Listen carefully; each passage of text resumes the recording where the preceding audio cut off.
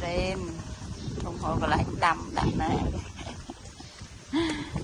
Hello hello papa mình ta cho papa mở máy rồi.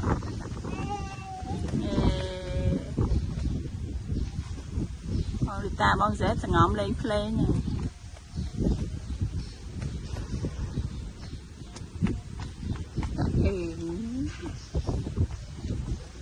Mời papa mới thử ấy, mời papa mới thử được về sọ.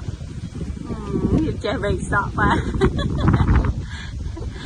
Ồ về sọ nó bị trôm mốc ở riêng.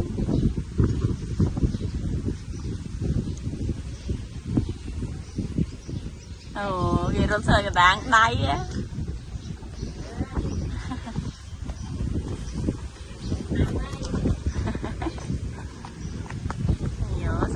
Đây, nó sợ bọt đây, đã sợ bọt đây.